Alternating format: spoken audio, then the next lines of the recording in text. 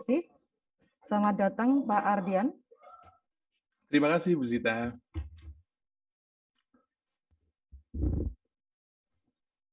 Baik, silahkan dipersilahkan Bapak Ardian untuk sesi yang kedua ini. Semoga kita sudah lebih segar atau malah lebih panas ya, karena tadi sangat menginspirasi sekali rupanya workshop ini. Di sesi kedua ini Bapak Ardian akan menyampaikan tentang how to write a manuscript for international journal. Dipersilahkan Bapak. Baik, terima kasih Bu Zita. Bapak Ibu, kita kembali ke workshop ini di sesi yang kedua. Tadi di sesi yang pertama kita sudah membahas lumayan banyak ya, lumayan padat sekali materi yang kita diskusikan, mulai dari reading, kemudian dua tipe reading, ada critical reading and rhetorical reading, sedikit mengingatkan Bapak Ibu tentang konsep-konsep yang kita bahas. Kemudian di dalamnya juga ada strategy for reading, gitu ya, strategi untuk membaca, kemudian bagaimana menyimpannya dalam sebuah database menggunakan Evernote. Kemudian kita juga sudah mencoba, meskipun belum sempat praktek gitu ya, sendiri belum sempat, ada academic, Microsoft Academic, kemudian ada Crossref, kemudian ada Quillbot. Sebenarnya ada beragam sekali Bapak Ibu, di Doc juga ada.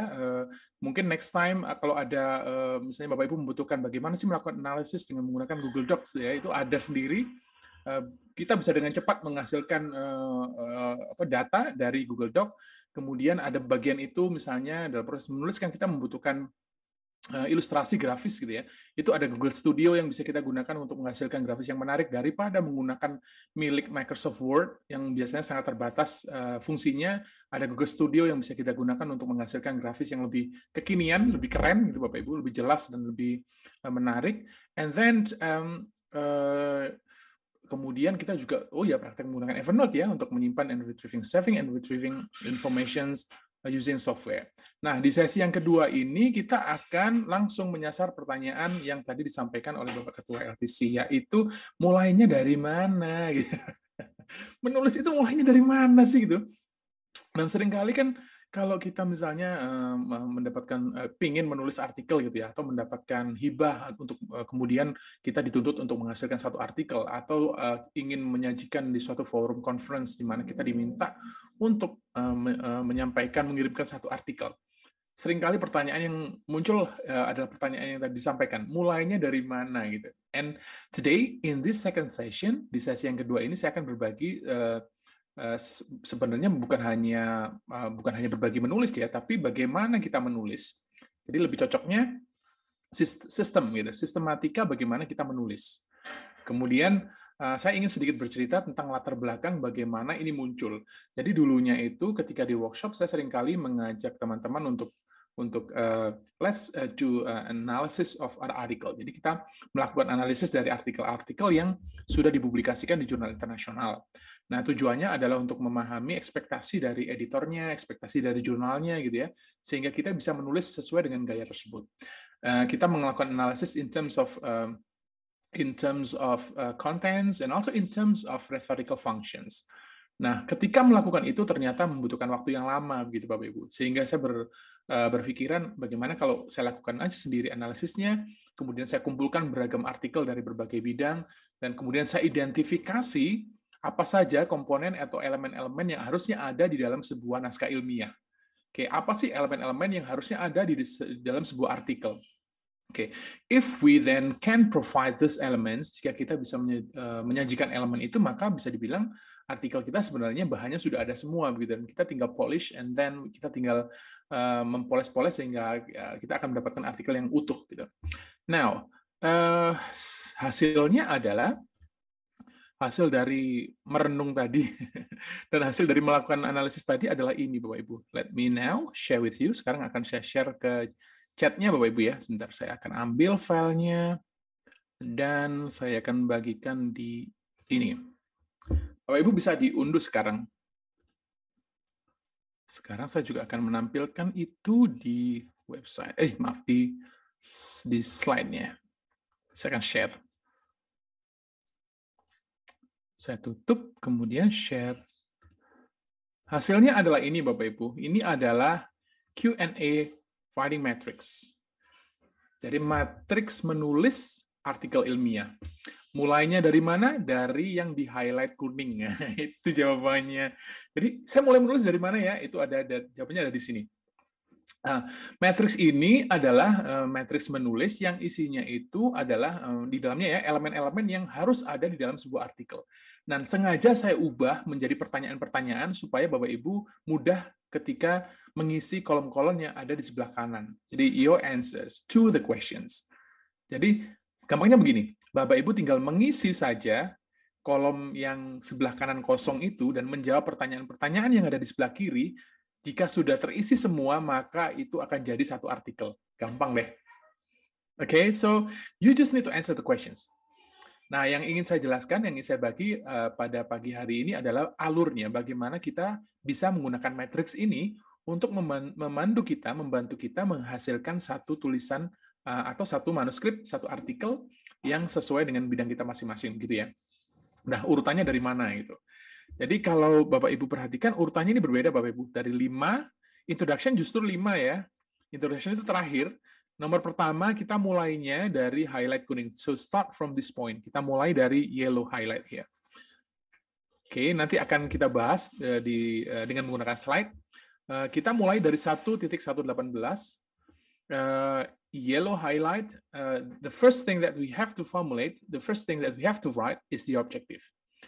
Adalah tujuan dari artikel ini. Yang pertama kali harus kita tulis, Bapak Ibu.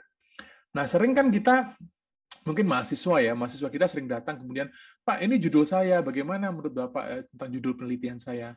Kalau ada mahasiswa yang membawa judul ke saya sering kali bertanya, judulnya itu terakhir aja deh.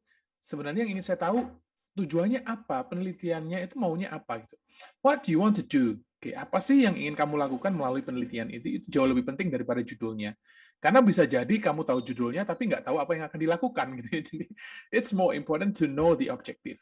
Sehingga hal pertama yang harus kita tuliskan ketika kita ingin menulis sebuah naskah ilmiah, artikel, manuskrip, untuk jurnal internasional, adalah menuliskan tujuannya dulu. If you know exactly and you can write the objective, then you are clear about what you are going to do. Kalau kemudian kita bisa menuliskan itu dan tahu tujuannya, baru that's the starting point, itu titik awalnya. Jadi langkah pertama adalah tuliskan tujuannya. Bapak Ibu tinggal menjawab ya. So, what is the primary objective of the article? To write here. Tuliskan saja misalnya, this article aims to discuss something, aims to present reports on something, atau this research aims to apa. Oke. Baru kemudian langkah yang pertama adalah methodology. Nanti akan kita bahas selanjutnya. Langkah pertama adalah metodologi.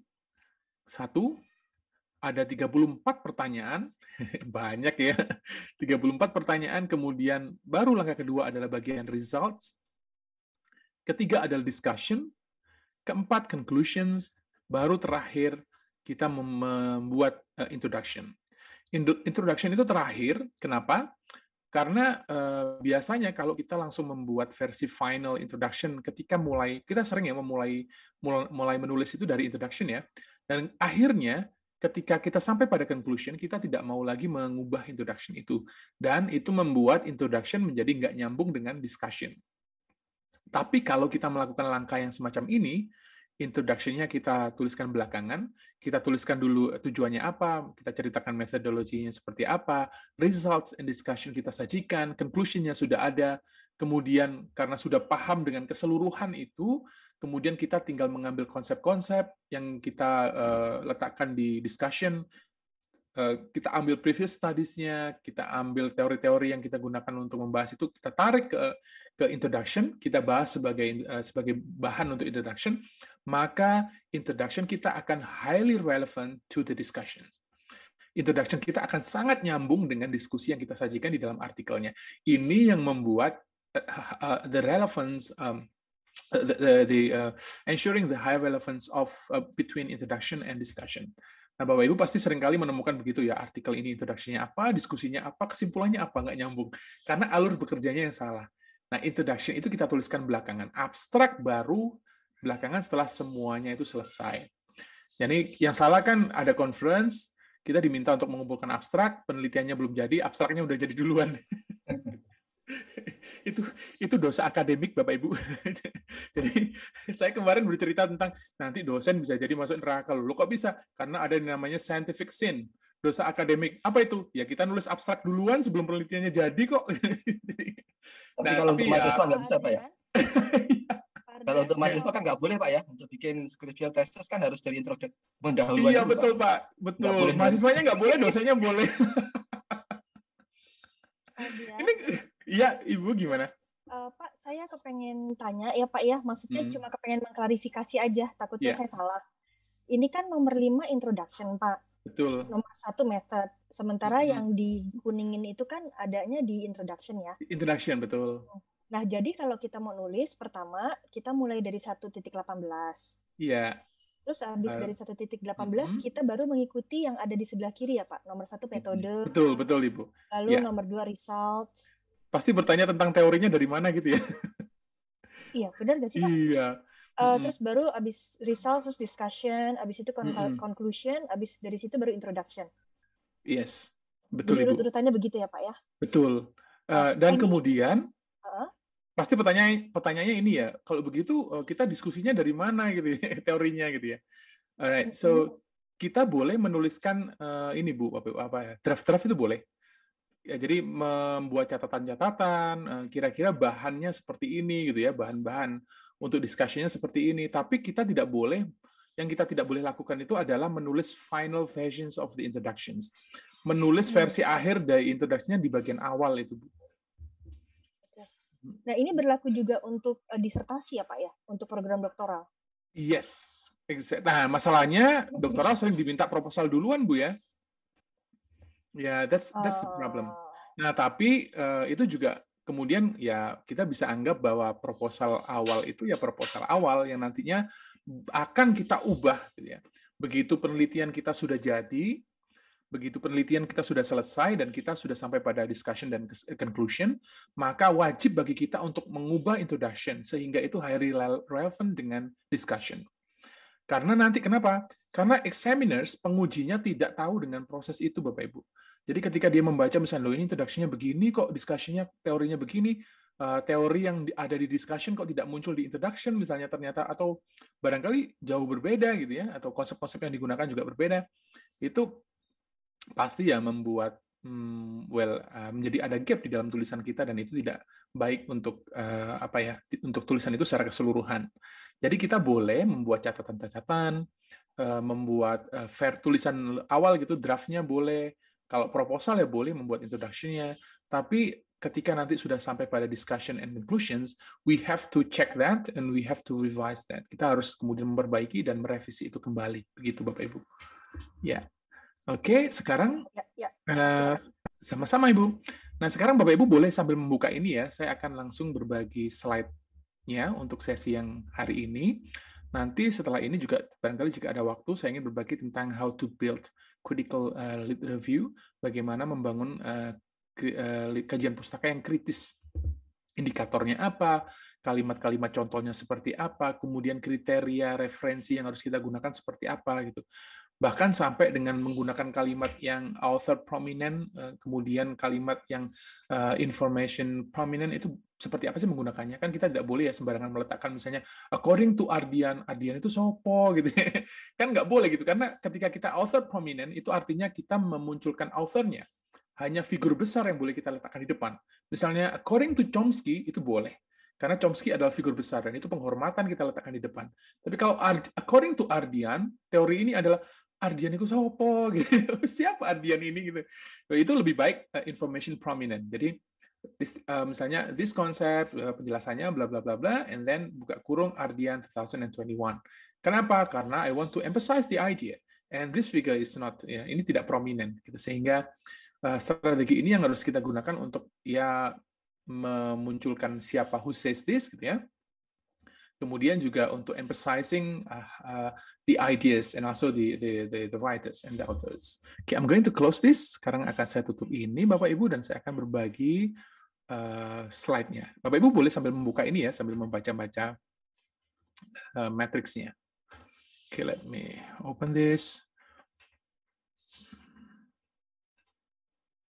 Okay, wait a second. Okay, this one.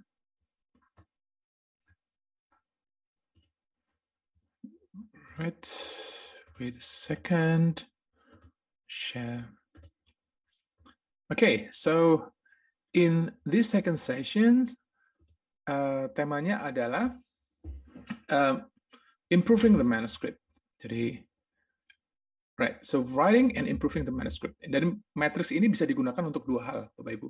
Untuk menulis dari awal, begitu ya, memulai menulis dari awal. Jadi sama sekali kita belum mempunyai, we don't have anything with us, okay, starting from the scratch, mulai dari nol, atau for improving the manuscript, atau untuk mengevaluasi naskah kita dan kita ingin meningkatkan kualitasnya. Ya, jadi untuk kemudian sebagai checklist gitu ya, apakah saya sudah menuliskan ini, apakah di dalam artikel saya ini saya sudah menyajikan bagian ini. Kemarin di kampus lain saya gunakan matriks ini. Saya minta dosen-dosen untuk, oke, Bapak Ibu coba evaluasi artikel yang sudah ada. Jadi mereka sudah mempunyai banyak artikel, tapi kemudian ingin improving the quality. Saya sampaikan bahwa use this as a checklist, as a guideline untuk mengevaluasi. Ternyata setelah dicek semua banyak bolongnya, ketahuan. Oh, ternyata saya belum menyajikan ini, belum jadi ketahuan. Jadi dengan menggunakan matriks ini kita bisa memastikan bahwa everything is there. Okay, every element that should be there is there. Okay, so writing and improving the manuscript. So Bapak Ibu bisa open the Q&A matrix, membuka matriksnya sambil mengikuti presentasi ini. But first, I would like to talk about scientific discussions. Nah, sekarang saya ingin sedikit menyinggung tentang scientific discussions dan apa perlunya kita memahami scientific discussions as part of the discourse sebagai bagian dari diskursus akademik. Seringkali yang ada di kepala kita ketika menulis itu adalah proses yang sendirian gitu ya. Kita sendiri, kemudian duduk di kursi, di depannya ada meja, barangkali kalau itu kemudian macet kita nangis di pojokan rumah gitu. Jadi proses yang sebenarnya sendiri gitu. Padahal tidak. Menulis adalah proses komunikasi, sama halnya seperti ketika kita datang ke conference dan menghadiri conference tersebut, kemudian presentasi di forum conference itu. Menulis adalah proses komunikasi di mana kemudian we are trying to connect to the discourse, di mana kita berusaha untuk menghubungkan ide kita dengan ide-ide lain di dalam sebuah diskursus, di dalam sebuah diskusi ilmiah. Sehingga ketika menulis itu kita tidak boleh berpikir tentang how isolated we are, tetapi kita harus berpikir tentang saya akan di dalam tulisan ini berbicara, berkomunikasi dengan komunitas akademik, dengan penelitian sebelumnya, dengan pakar-pakar di bidang saya. I'm going to cite, saya akan mengambil idenya ini dan akan saya gunakan sebagai dasar untuk menyampaikan argumen, and so on and so on. And therefore, for that reasons, karena alasan tersebut, kita perlu tahu, we need to know ketika menulis ya, atau bahkan sebelum menulis, perlu untuk mengidentifikasi what are topics in a specific field. Sengaja saya berikan gambar itu ada beberapa orang yang sedang nongkrong dengan membawa gelas kopi gitu ya. Saya sering mengandaikan bahwa sebenarnya menulis artikel itu seperti ikut di dalam komunitas yang sedang nongkrong-nongkrong di warung kopi gitu Bapak Ibu. Sama seperti conference ya, sebuah conference itu ya komunitas akademik yang kumpul di satu tempat, makan siang rame-rame, dan kemudian ngobrol tentang satu topik yang mereka suka, yang relevan. Nah, Bapak Ibu bisa membayangkan kalau misalnya kita menulis sebuah artikel dan artikel itu misalnya temanya, topiknya tidak nyambung dengan jurnal tersebut. Oke, jurnal tujuan, tentu saja pasti ditolak. Kita misalkan mengumpulkan satu manuskrip, we send it to a specific journal and the topic is not relevant to that journal, then pasti di-reject, pasti ditolak. Jadi mengetahui topik yang relevan dan sedang kekinian dibahas di suatu wilayah, di suatu area, di suatu jurnal itu menjadi sangat penting sekali karena itu akan meningkatkan the probability of our article getting accepted, supaya bisa diterima di situ gitu ya. Kemudian yang tidak kalah pentingnya adalah what is the level of discussions. Level diskusinya seperti apa? Apakah hanya sederhana gitu ya, apakah complicated, menggunakan teori seperti apa, kita juga harus memahami itu. And then, what is the language used in the discussions? Bahasanya seperti apa? Paling tidak formatnya, Bapak Ibu. Karena misalnya di jurnal-jurnal yang fokusnya itu mathematics, misalnya introduction-nya itu sangat singkat sekali. Ada seorang teman itu yang pernah menulis artikel duluan tanpa melihat formatnya, kemudian dia menghasilkan introduction 3.000 kata. Setelah kita cek, ternyata introduction-nya hanya 300 kata. Jadi kita, waduh, ternyata banyak yang dibuang ya. Iya, karena ya harusnya sih kita melihat dulu formatnya seperti apa, baru kemudian kita mulai menulis dengan memperhatikan format jurnal tujuan kita. And last, Dan terakhir, tapi yang menurut saya paling penting adalah what is your argument? Ketika kita masuk dalam sebuah forum diskusi, tentu saja kita harus membawa argumen. Apa sih yang ingin kita sampaikan? So, you have to know the topic that you bring. Topik yang ingin kita bawa, argumen apa yang kita bawa. Jadi, setiap kali kita menulis, kita harus memperhatikan 4 hal ini. What are the topics? Topik apa sih yang relevan dengan ini? Apakah topik saya relevan nantinya ya? Kalau saya menulis misalnya tentang ini, apakah ini akan get accepted in a specific journal, for example? We need to think about that. Kemudian, what is the level of discussions? Apakah misalnya ini menyajikan analisis yang rumit, level diskusi seperti apa, konsep apa yang digunakan, teori-teori apa yang digunakan di area ini misalnya, karena ada beberapa wilayah itu yang tidak menggunakan teori ini misalnya. And then, what is the language used in discussion? Bahasanya seperti apa? And I think by reading articles from specific journal, and then we can identify the types of language used in that specific journal. Dengan cara mengunduh artikelnya, kemudian membaca, kita akan bisa memahami kira-kira bahasanya seperti apa. Kalau tidak bisa, nanti bisa dipoles-poles, Bapak Ibu ya, jangan khawatir tentang itu. Dan yang lebih penting lagi sebenarnya, yang sangat-sangat harus kita punyai adalah argumen yang kita bawa, tentu saja dengan data yang cukup untuk disajikan as research, right? Nah, ini adalah misi kita, Bapak Ibu. Connecting the dots. Biasanya kita berpikir menulis itu silence, menulis itu adalah isolated, menulis itu adalah proses menangis sendirian di pojok rumah, di dekat kamar mandi. Kemudian kita pusing, kita ambil apa namanya gayungnya, kita siram ke kepala kita. Aduh, Rek, pusing kepalaku bocor terus. Kita siram supaya dingin kepalanya gitu. Ketika disiram keluar asapnya, kepalanya sudah panas gitu ya. Dan misi kita adalah connecting the dots. Bahwa ketika menulis, kita itu sebenarnya sedang berusaha untuk menghubungkan ide kita dengan ide orang lain. Menggunakan argumen yang disajikan oleh penulis lain sebagai pijakan untuk menghasilkan sesuatu yang baru. Makanya kita tidak lepas dari proses membaca.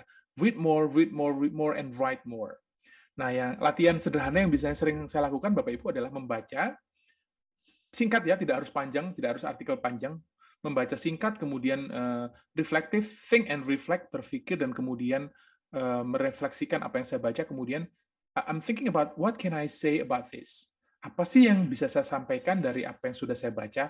And then I personalize it. Dan kemudian saya mempersonalisasi ide yang saya baca tadi. Kemudian saya tuliskan kembali menjadi tulisan singkat gitu ya. Tidak harus panjang, tidak harus akademik. Dan itu saya lakukan berulang-ulang sehingga saya terlatih dengan mempunyai kebiasaan untuk being reflective. Nanti Bapak Ibu boleh coba ya. Baca satu topik atau satu informasi singkat, satu data singkat, kemudian think about that and give your opinion. Berikan opini Bapak Ibu, baru tuliskan. Latihan semacam itu akan membuat kita menjadi kritis. Jadi membuat kita menjadi terbiasa untuk read, think and reflect, and then write. Read, think and reflect, and write. Read, think and reflect and write. Jadi nggak berhenti membacanya.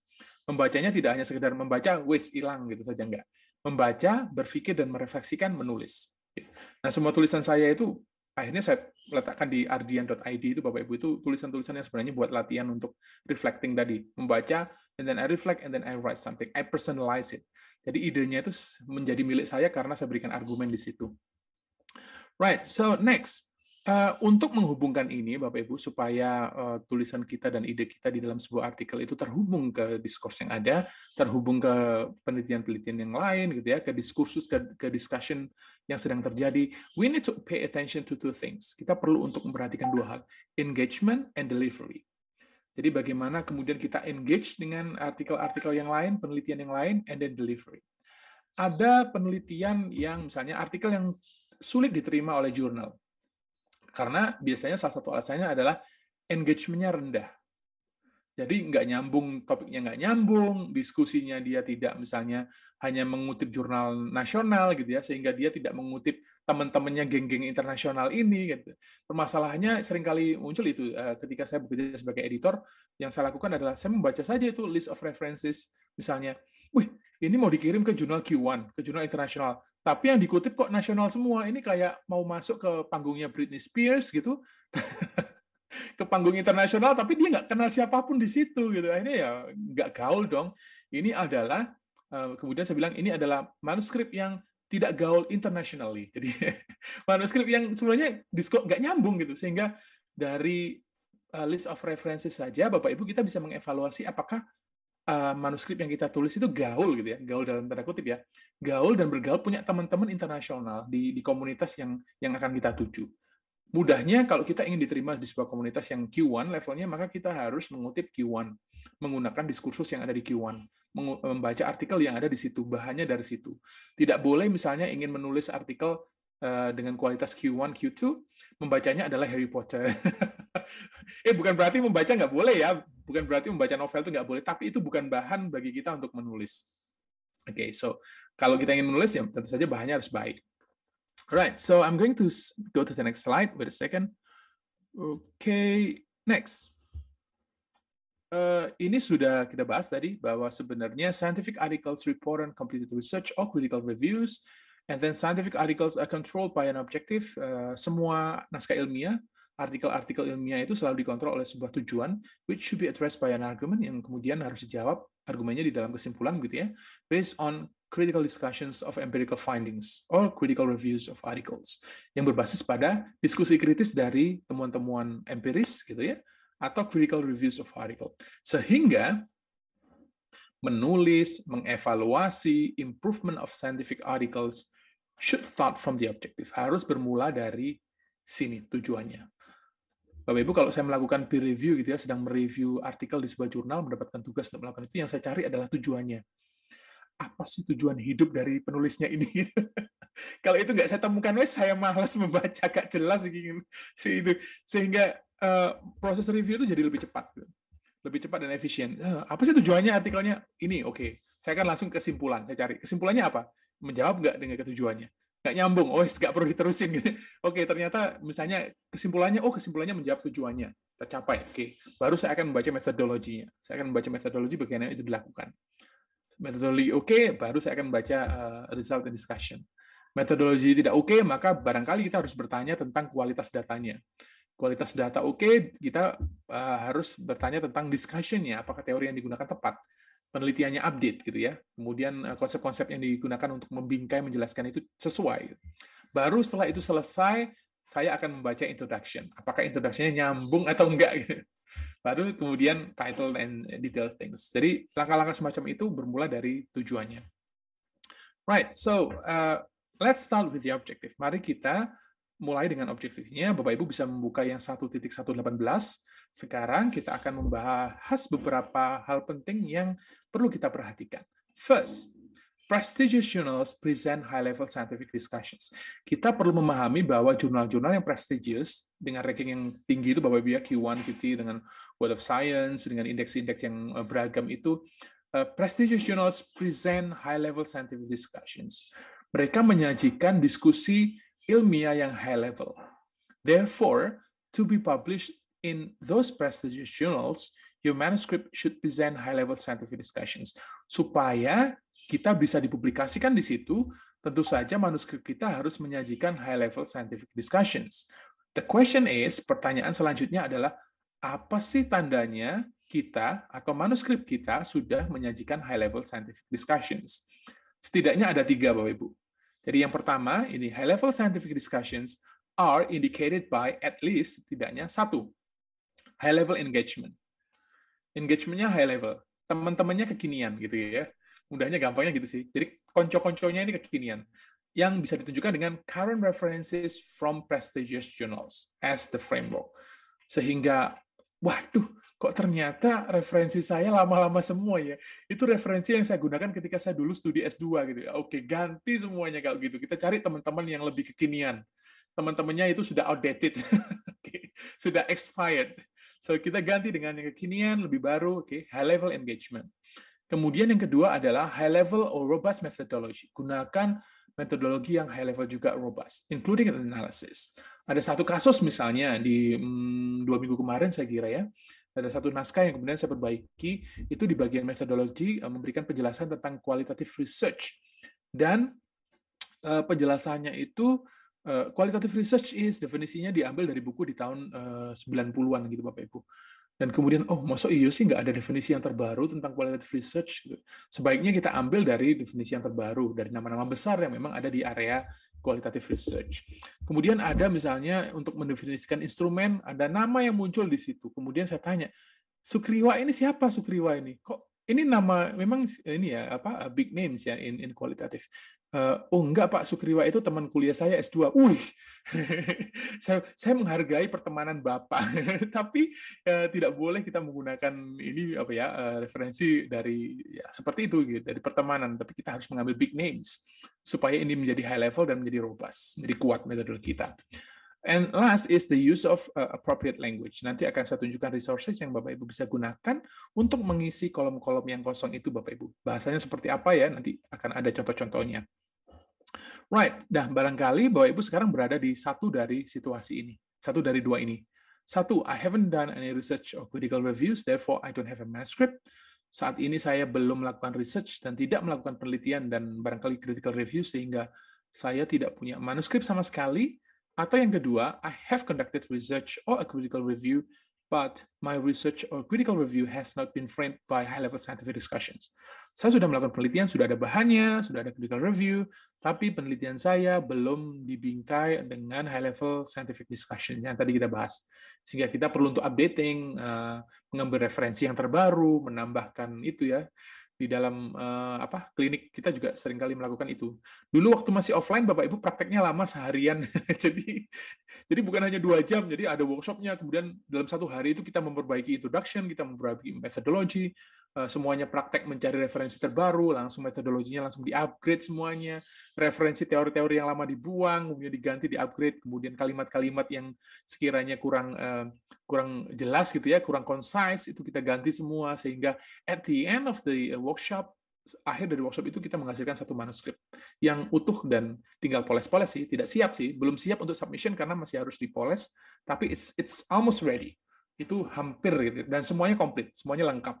Tinggal barangkali terlalu malas, tinggal sewa editor aja untuk poles, sudah selesai gitu. Right. So now how to position the manuscript in high-level scientific discussions. Bagaimana kita bisa upgrading tadi? Well, of course, it's easier to write from the scratch. Tentu saja akan lebih mudah jika kita memulainya dari awal ya, sehingga kita misalnya bisa langsung berpikir tentang, oke, saya akan menggunakan Q&A matrix. Oke, saya akan mulai dari tujuannya. Saya akan cari referensi-referensi yang terbaru, referensi-referensi dari jurnal internasional, for example, yang bereputasi. Tapi barangkali ada juga teman-teman yang kemudian sudah mempunyai manuskripnya. Sehingga the question is, we need to improve this. And we will then, yang harus Bapak Ibu lakukan, ketika sudah manuskripnya atau mulai menulis juga boleh, 2 steps. We have to make sure that kita harus memastikan bahwa kita selalu mengutip artikel dari jurnal-jurnal yang bereputasi. Gitu ya. To connect the manuscript to high-level scientific discussions. Supaya manuskrip kita itu terhubung ke high-level scientific discussions. Berteman dengan high-level tadi, itu ya, high-level research, kemudian kita mendapatkan perhatian dari peneliti-peneliti lain, gitu. And of course, to strengthen the manuscript framework. Dan tentu saja untuk meningkatkan, menguatkan kerangka atau framework dari manuskrip kita. And that means improving engagement. Nah, itu artinya berarti kita meningkatkan engagement juga. Kemudian tentu saja using appropriate language. Kita harus memastikan bahasanya itu sesuai dengan discourse yang memang memerlukan bahasa itu. Right. Nah, Bapak Ibu, kalau membaca di bagian bawah ada each 15 minutes gitu ya. Ini adalah prakteknya biasanya. Kalau offline, ini ada applied all sections of the manuscript each 15 minutes. Jadi biasanya kita melakukan prakteknya setiap section itu 15 menit. Ada juga yang extended sampai 30 menit untuk memeriksa apakah itu oke atau tidak. Right, so let's start from the first one. Tadi kita cara mulainya begitu Bapak Ibu ya. Mulai dari 1.118, kita tuliskan tujuannya. Baru kemudian Bapak Ibu boleh menuliskan bagian yang pertama, step 1, improve the methodology. Bapak Ibu boleh menuliskan bagian metodologinya. Use the Q&A guide, and then remember this principle. Prinsipnya ketika kita menulis bagian metodologi adalah replicability. You have to make this very clear so that others can replicate the research. Bapak Ibu boleh dan wajib menuliskan ini sejelas mungkin, sehingga orang lain ketika membaca bagian ini bisa melakukan hal yang sama. Improve the robustness. Jangan lupa untuk mengambil referensi terbaru gitu ya dari jurnal-jurnal yang bereputasi. Okay, so remember this point. So in stage 1 di bagian methodology ini ada 34 pertanyaan yang harus diisi Bapak Ibu. And how to use this? Nah, yang harus dipastikan adalah ketika mengisi kolom yang kosong di bagian sebelah kanan itu ya Bapak Ibu, your answers, Bapak Ibu harus menuliskan itu dalam kalimat yang penuh. Oke, kalimat penuh. Why? Because at the end, if you have completed all parts, nanti ketika semuanya itu sudah terisi penuh, semua bagian dari kolom mulai bagian 1, 2, 3, 4, 5 sampai introduction, Bapak Ibu tinggal menarik semua, tinggal mengekstrak tulisan-tulisan itu, kalimat-kalimatnya ya, kemudian dijadikan satu, itu akan menjadi draft manuskrip yang rough draft. Tinggal mempoles-poles saja. Tapi kalau misalnya kemarin ada yang praktek dan kemudian hanya mengisi poin-poin saja gitu ya, misalnya explain the participants, write about the participants, dia cuma menuliskan students gitu saja. Kalau diekstrak ya tetap aja jadi catatan gitu ya, tidak akan menjadi suatu paragraf yang utuh. Sehingga wajib bagi kita ketika mengisi harus menuliskan kalimat-kalimat yang penuh, kalimat yang kita isikan, bukan points, bukan sekedar data kita letakkan, enggak. Jadi kalimat-kalimat penuh yang nantinya ketika sudah selesai kita tinggal tarik dan itu we can extract that and we have a manuscript then. Kita kemudian bisa mempunyai manuskrip yang utuh. Okay, now let's get to ada 34 pertanyaan di bagian methodology Bapak Ibu. Tinggal diisi saja. Okay, and then di step yang kedua ada results section yang biasanya juga ada yang sendirian terpisah gitu ya. Ada results sendirian, ada results and discussion. Tapi prinsipnya di bagian result ini adalah organize the results and findings. Kita tidak boleh meletakkan findings begitu saja gitu, results-nya begitu saja. But we have to organize the results and findings, and we can use figures and tables, and biasanya no citations here. Nah, kalau misalnya Bapak Ibu ingin, kalau ada sesi yang lebih panjang sih saya bisa mendemonstrasikan ya, tapi saya berikan clue saja deh. Biasanya untuk menghasilkan figures and tables, saya menggunakan Google Studio. Jadi gunakan Google Studio, kita bisa menghasilkan data apapun ya, data dalam bentuk Excel, kita letakkan di Google Studio, maka Google Studio akan menghasilkan beragam ilustrasi yang tinggal kita pilih kira-kira yang cocok buat kita yang mana. Jadi Bapak Ibu nanti setelah sesi ini atau nanti sore barangkali ya, bisa mampir ke Google Studio, kemudian otak-atik di situ. Masukkan saja file Excel, maka Google Studio akan berpikir dan kemudian menghasilkan kira-kira datamu bisa dijadikan seperti ini loh, beberapa ilustrasi, tinggal tarik-tarik saja. So figures and tables here. And then jangan lupa juga these organizations, prinsipnya adalah data, kita results atau findings harus kita sajikan dengan organisasi yang baik gitu ya. Dan diisi dalam bentuk kalimat tentu saja, penjabaran kalimat. And then step 3 di bagian ketiga baru kita menyajikan discussion. Nah, di discussion inilah teori-teori kita menjadi sangat penting Bapak Ibu, konsep-konsep itu ya. Jadi we have to use a robust framework. Kita harus menggunakan kerangka diskusi yang kuat, robust. Teori-teorinya harus current, harus terbaru. Teori-teorinya, konsep-konsepnya, rujukannya itu harus rujukan dari jurnal-jurnal bereputasi. We can relate to previous works, we can relate to concepts, we can discuss this in relation to practices or regulations. Kita bisa mendiskusikan ini dalam kaitannya dengan praktek di lapangan seperti apa, atau regulasi, peraturan. And then of course we need to explain why this and this happened. Kenapa hal seperti ini terjadi? Okay.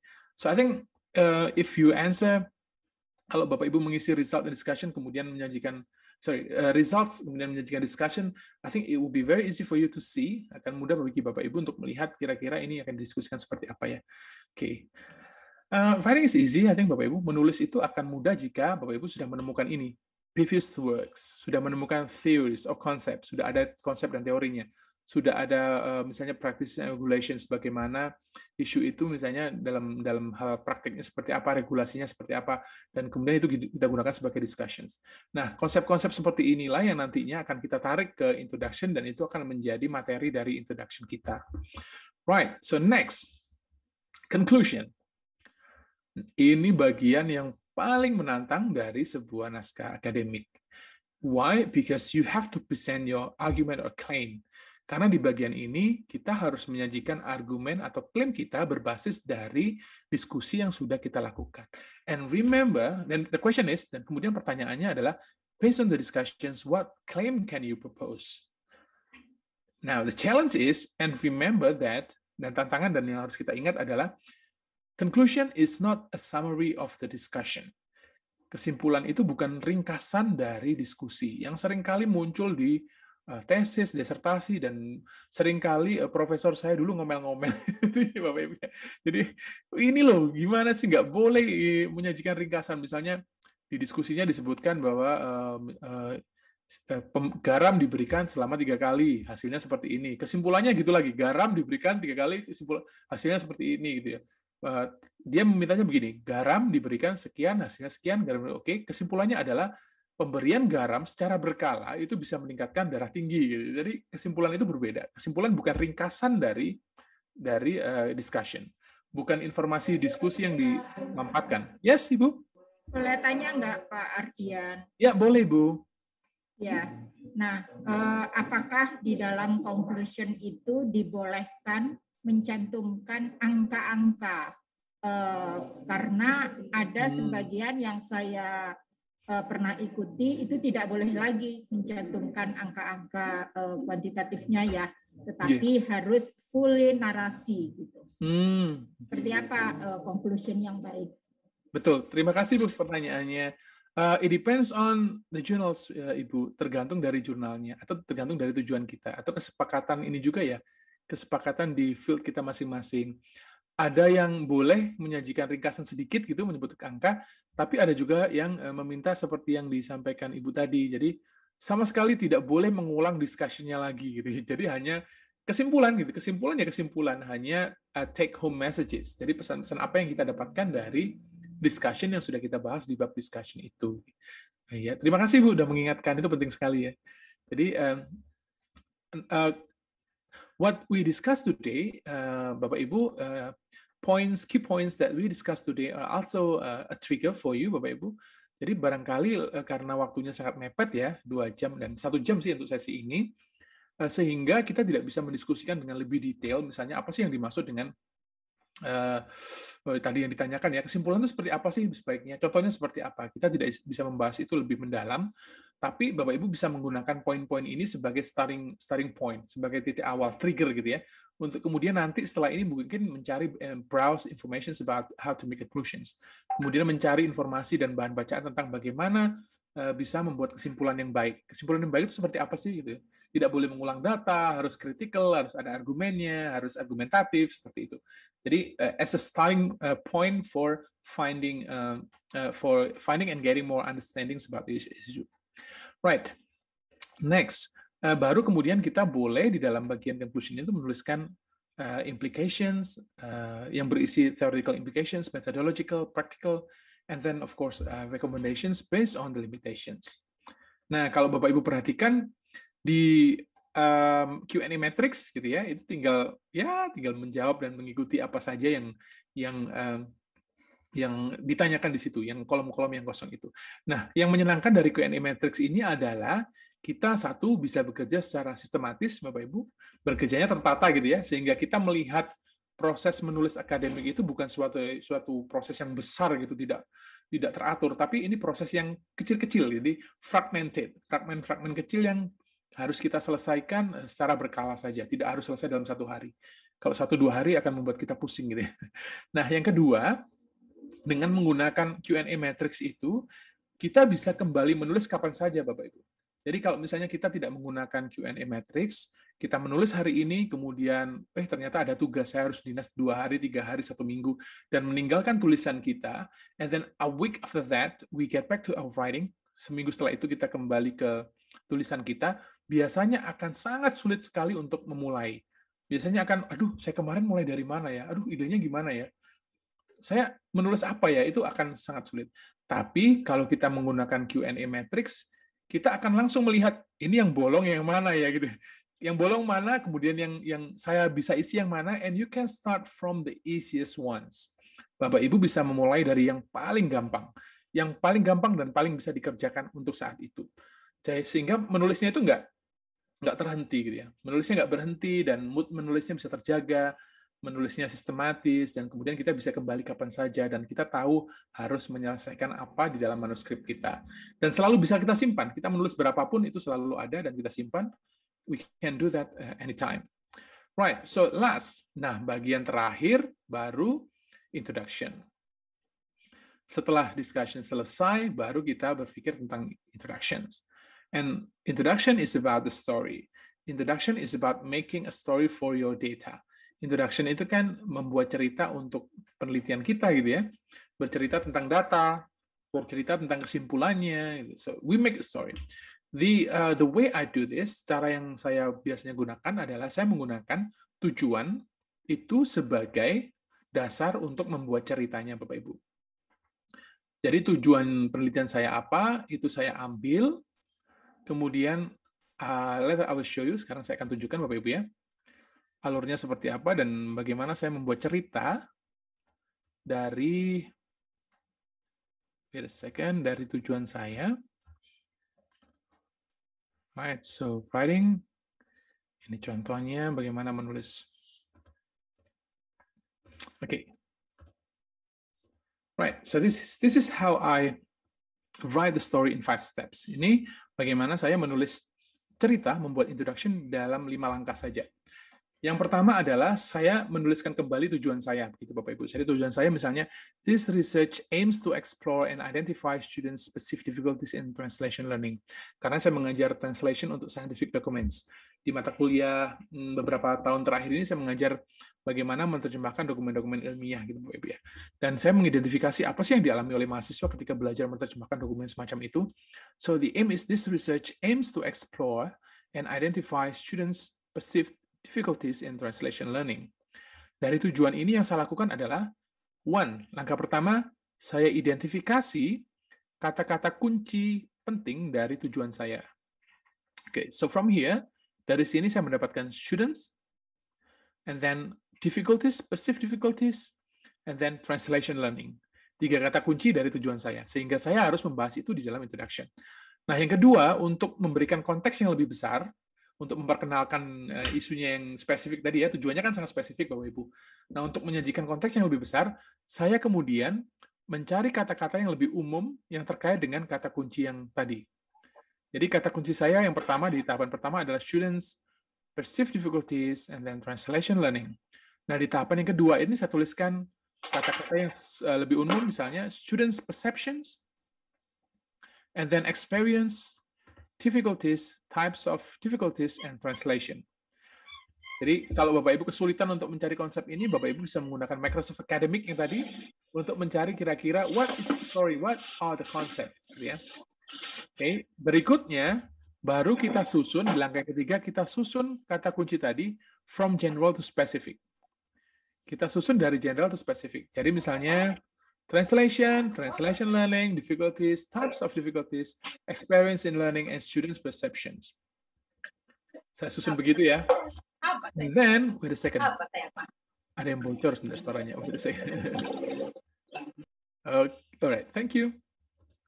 Right, and then baru berikutnya di langkah yang keempat, Bapak Ibu, yang harus kita lakukan adalah menuliskan kalimat claim, okay, untuk masing-masing kata kunci tersebut. Nah, kita juga bisa menyajikan data, fakta, definisi, descriptions, bisa menggunakan rujukan various theoretical functions ya. Nah, Bapak Ibu perhatikan di sini. Untuk kata kuncinya sudah saya susun ya, translation, translation learning, dari general to specific. Kemudian masing-masing saya tuliskan satu kalimat, satu claim. Translation is a complex process. Jadi ini pendapat saya. Translation is a complex process. Because this relates to, ini terkait dengan languages, culture, psychological aspects. Kemudian saya sajikan data dan fakta dari previous research and definitions. Kenapa? Saya tinggal mencari kenapa translation itu kompleks. Gitu ya. Saya tinggal mencari itu. Nanti akan saya tunjukkan bagaimana itu dengan mudah saya dapatkan.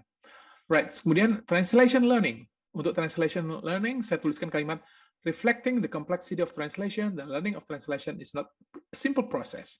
Bahwa translation learning itu sama seperti translation ya rumit juga gitu karena students have to learn languages, different cultures, ada psychological factors. Kemudian saya sajikan data, fakta, facts from previous research and concepts and theories and so on and so on. Saya gunakan Microsoft Academic untuk mencari itu. And then difficulties. Due to the complexity, students face difficulties in learning. Saya sajikan data yang sama. Kemudian untuk types of difficulties, saya tuliskan kalimat semacam ini. Depending on the context or other factors, students face various difficulties. Baru saya sajikan data tentang beragam kesulitan yang dihadapi oleh mahasiswa misalnya. Tinggal saya cari datanya. And experience in learning, saya tuliskan kalimat students experience in learning is an important part of learning because it contributes to the achievement of learning objectives. Kemudian saya sajikan data informasi, saya tinggal mencari itu ya, kata kuncinya. And then student perception as part of students experience and so on, saya tuliskan. Therefore, baru saya sajikan tujuannya lagi. Therefore, this research aims to explore and identify students' specific difficulty in intellectual learning. Nah, kalau Bapak Ibu perhatikan, sebenarnya ini sudah menjadi satu introduction yang runtut, Bapak Ibu. Jadi kalau dibaca ya, translation is a complex process because it involves language, culture, psychology, and so on and so on. And translation learning, reflecting the complexity of translation, the learning of translation is not simple. Okay, because it involves kemudian in the process of in this learning, students face various difficulties. And the types of difficulties, students face various difficulties depending on the context or other factors. Students' experience, therefore, is an important part of learning because it contributes to the achievement of learning objectives. And as part of student experience, their perceptions are important. And identifying perceived difficulties might help them in learning and help teachers design appropriate learning materials and activities and improve the experience of learning. And therefore, this research aims to explore and identify students' difficulties and translation learning. Jadi satu introduction Bapak Ibu ya, ajaib ya. Nah, ini saya ambil dari artikel, dari konsep-konsep yang ada di discussion-nya Bapak Ibu. Sehingga saya bisa memastikan bahwa apa yang saya sajikan di bagian introduction itu akan muncul di bagian discussion. Dan bagian diskusi saya itu highly relevant to the introduction. Jadi introduction-nya itu benar-benar menjanjikan misalnya, ini loh Siti Nurbaya, maka di discussion-nya yang muncul adalah Siti Nurbaya gitu. Ini loh mau di Ayunda, maka yang keluar di discussion-nya adalah mau di Ayunda. Oke. Ini lo mau di Ayunda, ternyata yang keluar di discussion-nya adalah Siti Nurbaya. Loh, kok lain gitu. Jadi ini yang biasanya nggak matching ya. Jadi itu yang harus kita lakukan. Kita ambil dari tujuannya, kita ambil konsep-konsep dari discussion-nya. Now, I'm going to show you how to find information quickly. Sekarang saya misalnya begini. Saya ingin mencari translation itu apa gitu ya. Apa yang kita dapatkan dari translation. Now, I'm going to stop this and I'm going to use my magic trick because I'm Harry Potter. Wait a second. Dengan menggunakan Google saja, Bapak Ibu. Oke, ini Google. Alright. Tadi saya menuliskan begini ya. Translation is apa? It's a complex something. It's a complex process. Nah, sekarang saya ingin mencari informasi dan saya ingin dengan cepat mendapatkan gambaran tentang translation itu apa, kemudian kira-kira apa yang saya bisa dapatkan dari translation ya. Yang saya gunakan adalah ini Bapak Ibu. Dua tanda kutip. Translation is. Saya gunakan tanda kutip ini. Oke, translation is. Oke. Penting Bapak Ibu ya, yang digunakan adalah yang harus kita lakukan adalah dua tanda kutip tadi. Sehingga Google mendapatkan perintah, Google, please help me find.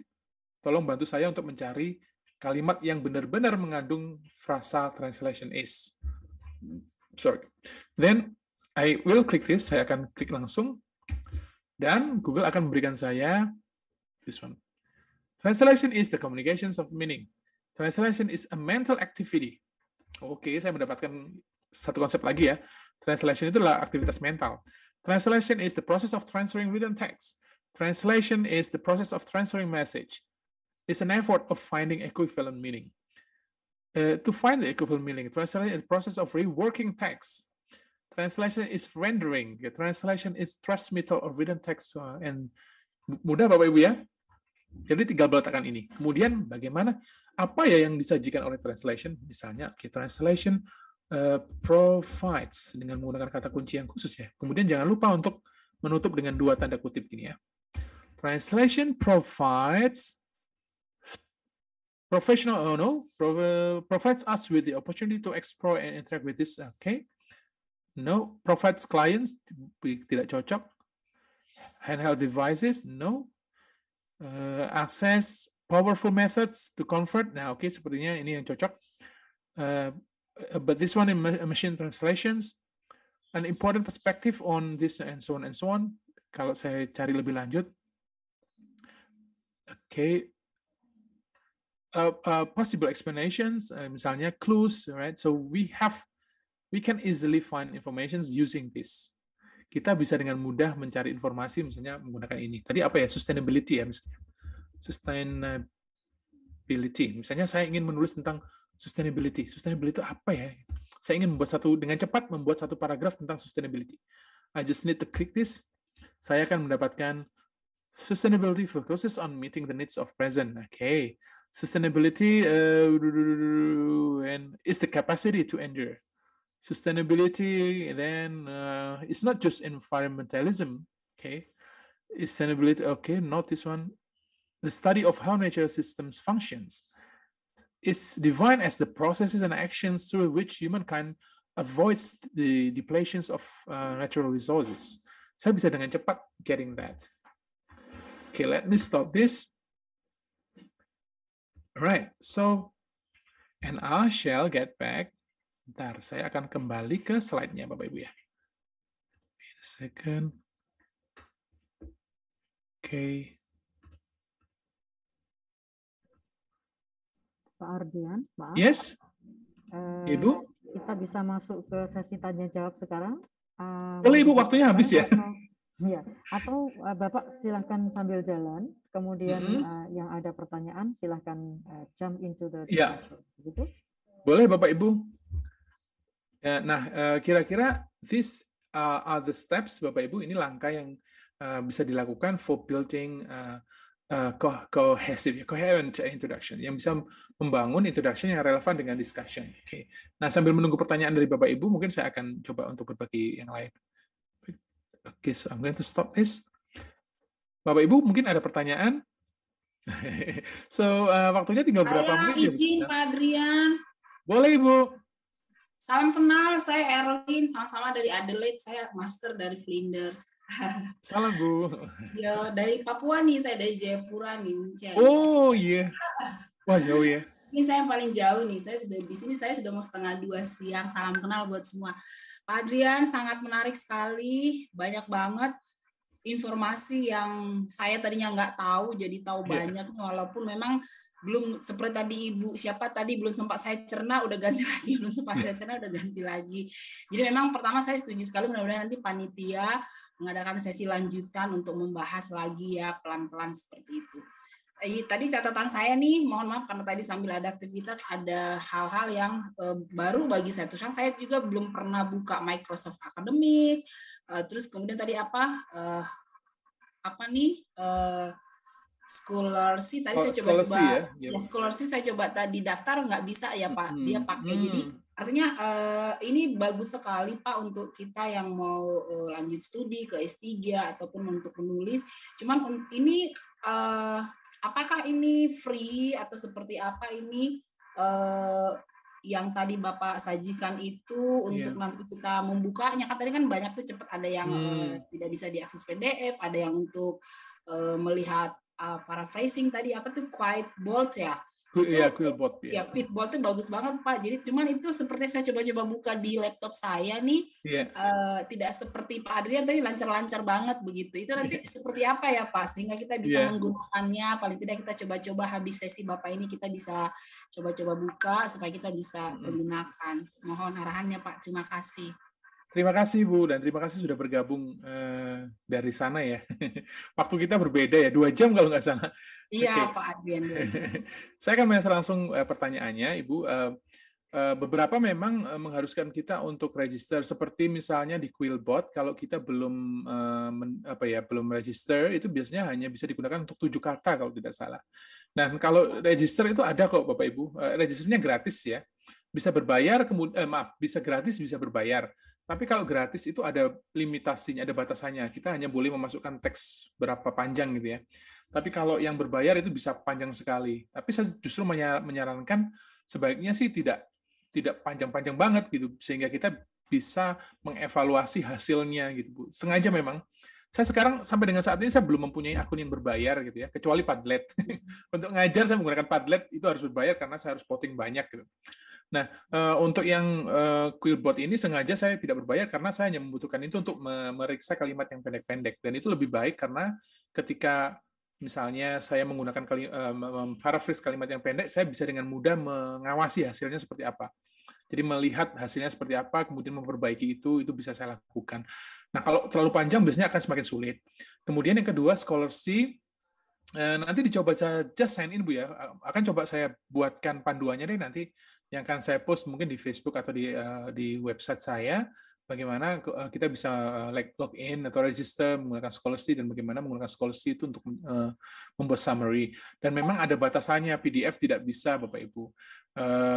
PDF, wait a second. Tapi PDF itu bisa disuarakan. Bisa model membaca, Bapak Ibu. Kalau misalnya Bapak Ibu membaca dan terlalu capek, kita bisa Microsoft Word itu punya fitur suara ya. Saya suka begitu. Kalau misalnya, aduh capek mata saya membaca, itu PDF saya ubah menjadi Microsoft Doc, kemudian saya nyalakan fitur membacanya Microsoft Doc. Microsoft Doc yang gantian membaca buat saya gitu. Saya tinggal bikin kopi, minum, saya dengerin aja gitu.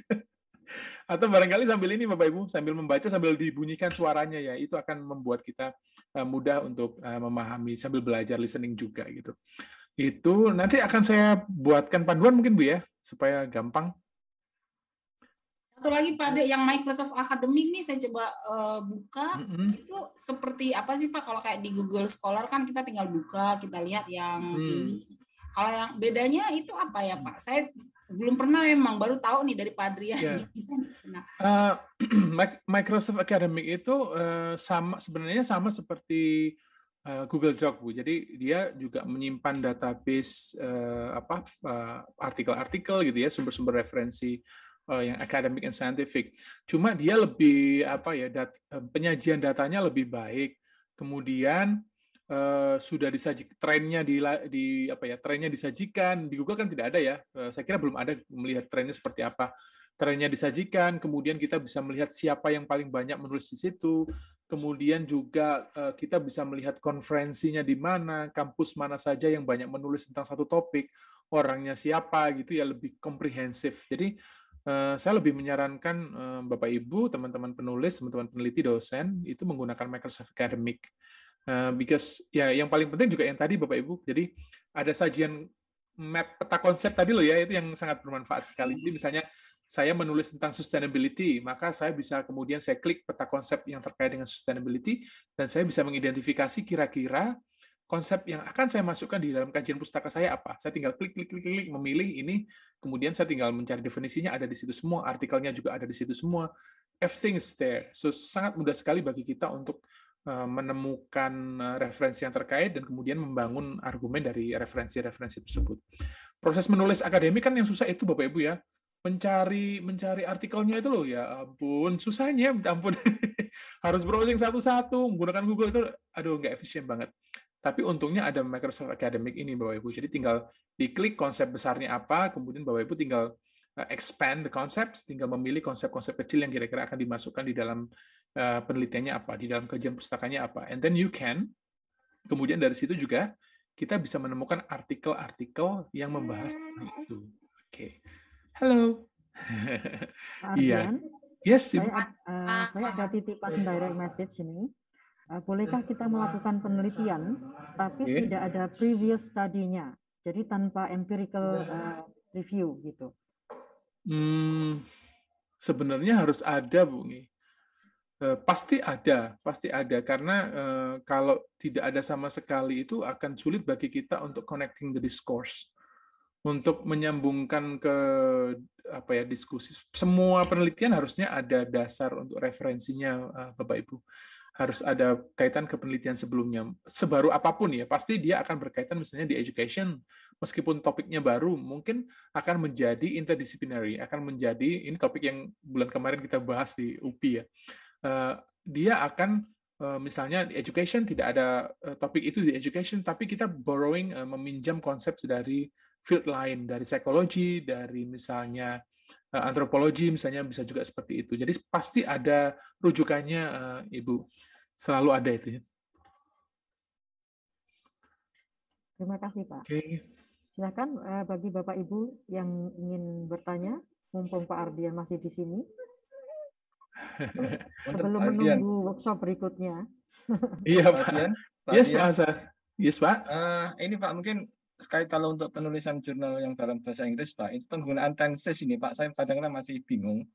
Apakah pakai past tense atau present tense? Kadang ada yang bilang kalau metodologi, kemudian riset ya harus pakai past tense, udah terjadi. Kalau discussion mungkin harus pakai present tense. Tapi saya juga dibaca di yang dari Emerald ya, Emerald yang. Ya, Emerald, iya Pak. Ada itu kan dia pakainya present tense semua itu. Jadi ini yang gimana Pak anunya? Iya betul Pak. Di metodologi juga sebenarnya kita boleh menggunakan present tense Pak.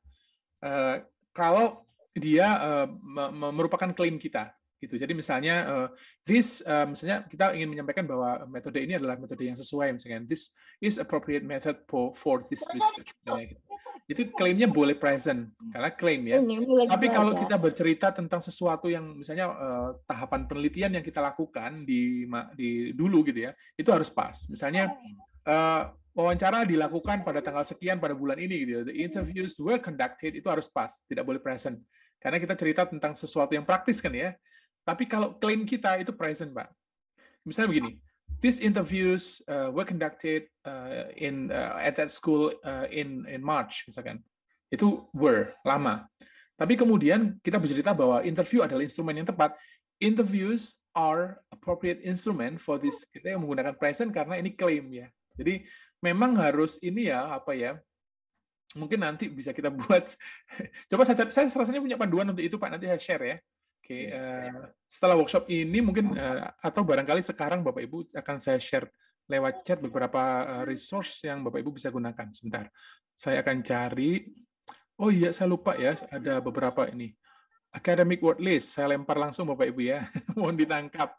Kemudian phrases for scientific articles yang tadi saya janjikan. Kemudian ada phrasebook. Kemudian ada, wait a second, saya melempar banyak ini.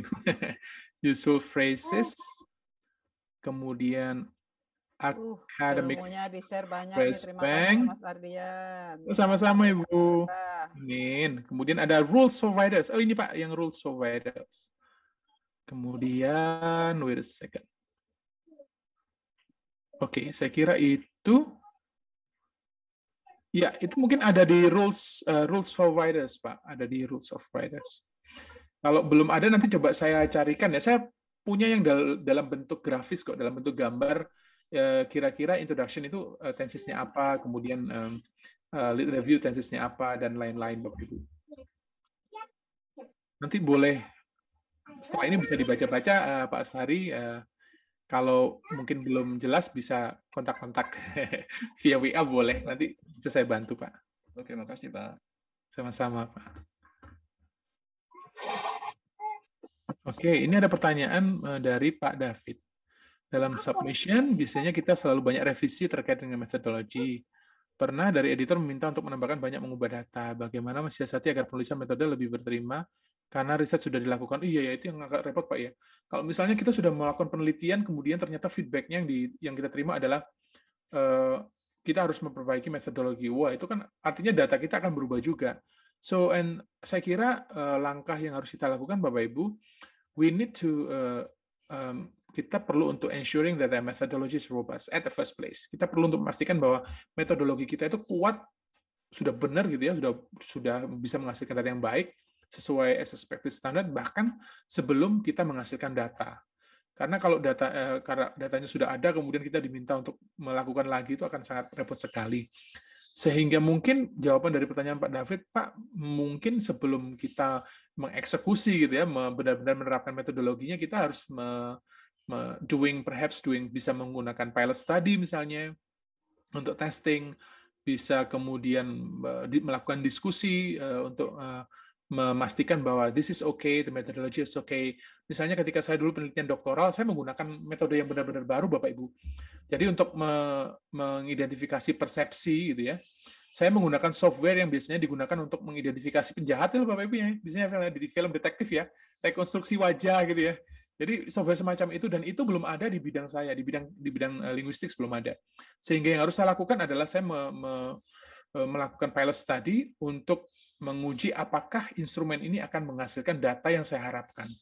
Akhirnya saya pilot study dan memang itu menghasilkan data. Kemudian dari situ saya menghasilkan klaim that this metode untuk namanya apa saya lupa, elicitation gitu ya, graphic elicitation ini akan menghasilkan data yang kaya gitu. Dan itu akhirnya saya tulis menjadi satu artikel khusus sih, yang sebenarnya data pilot study, kemudian klaimnya adalah this method can produce rich data, reliable data for research gitu.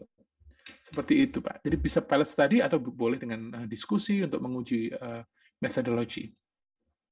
Tapi ini ya Bapak Ibu ya, maksudnya disclaimer, saya bukan ahli di bagian, maksudnya metodologi saya sangat terbatas, mungkin hanya berkisar di metodologi yang biasanya sering saya gunakan. Saya harus mengakui bahwa metodologi ini luas sekali cakupannya. Nah, gini aja deh, kalau Bapak Ibu masih bertanya tentang metodologi, saya berikan ini aja. Bapak Ibu boleh main ke sini. Saya buka-buka rahasia semua ini. Berbahaya. Oke, ini Bapak Ibu method map namanya. Jadi ini adalah peta metodologi. Jadi kalau Bapak Ibu memiliki pertanyaan tentang metodologi, kemudian ingin dengan cepat mendapatkan pemahaman tentang metodologi, silakan mampir ke method map namanya. Jadi semacam ini. Ini adalah peta metodologi gitu ya. Tinggal diklik saja misalnya narrow term, saya ingin memahami data collection, saya tinggal klik data collection, maka saya akan mendapatkan berbagai cara untuk data collection. Mixed method, multiple methods, qualitative, quantitative sampling. Kalau saya klik kualitatif, misalnya penjelasannya ada di atas ini. Kualitatif itu apa, kemudian sumbernya, nanti bisa diklik ini, search content. Nah, di dalam kualitatif misalnya ada action research, ada ethnography, ada biographical, ada case study, and so on, gitu ya, banyak sekali. Ada few more gitu, tinggal banyak sekali desain yang bisa kita pelajari. Kalau misalnya saya ingin tahu tentang case study, saya tinggal klik ini, maka dia akan memberikan case study dan memberikan apa saja yang harus kita perhatikan di dalam case study. Ada concept mapping, ada single cases, vignettes, gitu ya, ada related terms-nya juga ada di sini. Jadi ada policy research, action research, sampling, and so on. Nah, daripada membaca buku metodologi yang biasanya setebel gaban, apa itu setebel gaban?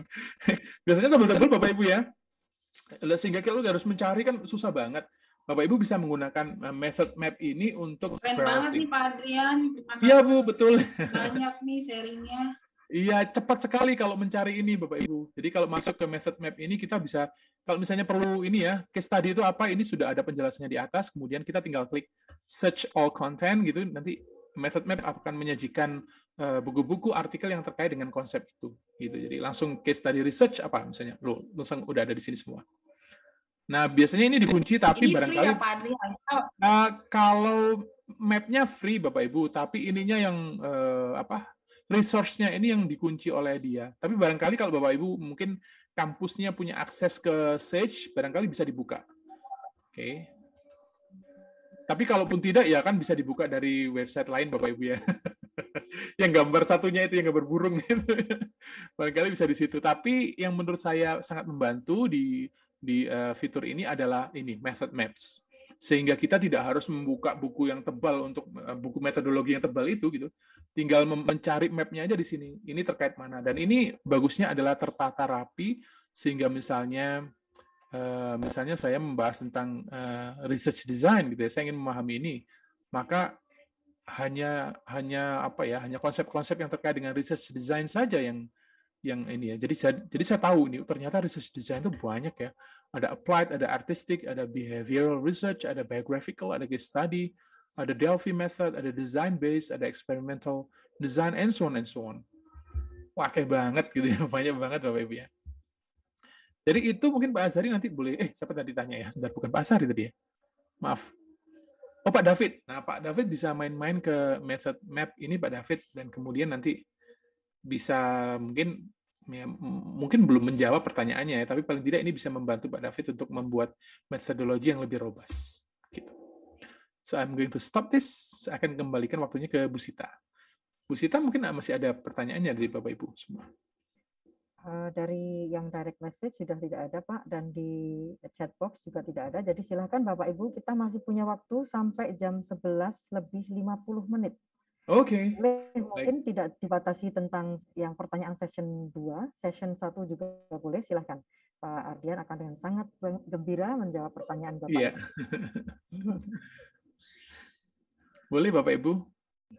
Pak, terkait dengan yang tadi ada QA tadi Pak ya, ada 5 tadi tahap tadi. Iya, betul. Yang pertama kita mulai yang introduction tapi yang tentang tujuan ya Pak ya, kemudian setelah itu loncat ke metodologi dan sebagainya. Itu asumsinya kita sudah punya artikel, sudah siap Pak ya bahan-bahan kita Pak ya? Nah, kalau Bapak Ibu sudah punya artikel juga bisa di... Maksud saya untuk Pak, untuk literatur review, masih kita udah ngumpulin bahan-bahan untuk kita susun itu, atau bagaimana? Sudah setengah jadi atau baru mulai pun bisa pakai itu? Iya, baru mulai juga bisa Pak. Baru mulai juga bisa. Jadi yang paling penting kita memformulasikan tujuannya dulu, baru dari tujuan itu kemudian kan kita bisa mengidentifikasi konsep-konsep apa saja yang akan kita bahas di dalam kajian pustakanya. Seperti yang metode membuat itu tadi, Pak. Seperti metode membuat introduction gitu ya. Jadi kita mengambil kata kuncinya. Ambil kata kuncinya. Nah, kata kunci itu yang kita gunakan untuk menelusuri konsep-konsep yang terkait. Nah, Bapak kemudian bisa menggunakan Microsoft Academic tadi gitu. Kata kuncinya tinggal dimasukkan ke Microsoft Academic untuk mencari konsep-konsep yang terkait dengan topik penelitian Bapak yang akan ditulis. Gitu. Itu akan mudah banget, Pak. Kamu untuk literatur review mungkin Pak bantu Pak ya?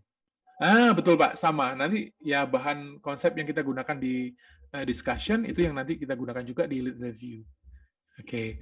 Jadi enaknya begitu Bapak Ibu bekerja dengan menggunakan kata kunci ya, mengidentifikasi kata kunci itu adalah kita effortnya jadi efisien. Jadi tidak kita menulis sesuatu yang akan nantinya kita buang. Jadi kemungkinan untuk membuang materi, topik itu menjadi sangat kecil sekali. Oke, karena kita hanya mencari topics which are highly relevant to our research topic. Gitu saya kira-kira. Oke. Ini ada pertanyaan juga. Berikut lagi, ya silakan Ibu. Pak. Dari Bulanoke, how do we formulate questions to critically challenge the text?